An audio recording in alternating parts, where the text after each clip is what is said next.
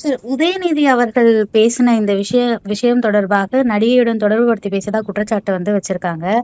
6 பிரிவுகளின் கீழ் வழக்கு பதிவு செஞ்சிருக்காங்க. இந்த கைது நடவடிக்கை அப்படின்றது அதிரடியா நடந்திருக்கு. மத்த விஷயங்களுக்கு துரிதம் காட்டாத அரசு இதுல காட்டியிருக்காங்கன்ற குற்றச்சாட்டு இருக்கு சார். அதை எப்படி பார்க்கிறது? இல்ல, மற்ற விஷயங்களும் துரிதம் காட்டாத அரசு நீ எதை சொல்றீங்க? நீங்க இல்ல சார், குற்றச்சாட்டுகள் திமுக இந்த நாட்டுல ஒரு எதிர்கட்சி தலைவர் அபத்தமாக பேசுகிறார், ஆதாரம் இல்லாமல் பேசுகிறார்.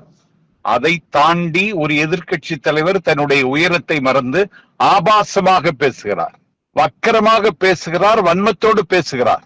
மேகதாது அணை பிரச்சனையில் தாவேகா எந்த வகையில் தவறு செய்திருக்கிறது என்று அவர் பேசினாரா? நாங்கள் உச்ச நீதிமன்றத்தில் வழக்கு தொடுத்திருக்கிறோம். வழக்கு விசாரணையில் இருக்கிறது.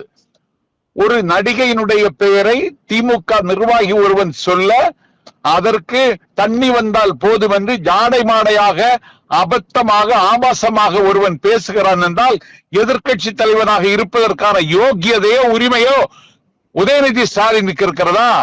அதன் மேல் நான் எந்த கருத்தும் சொல்ல விரும்பவில்லை. தப்பு செய்தவன் தண்டனை அனுபவித்தாலும் உப்பு தின்றவன் தண்ணீர் குடித்தாக வேண்டும்.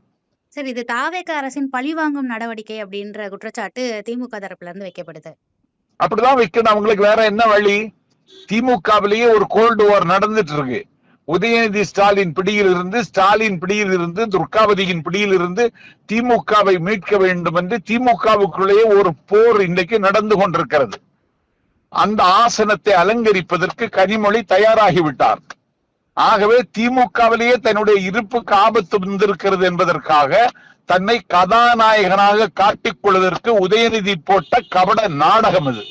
திமுக காரனை நிராகரிக்கிற ஒரு ஆர்ப்பாட்டத்திற்கு திமுகவினுடைய இளைஞரணி செயலாளர் தலைமை தாங்கி கூட்டம் வராததற்கு வெட்கப்பட வேண்டும் திமுக, வேதனைப்பட வேண்டும் உதயநிதி ஸ்டாலின்.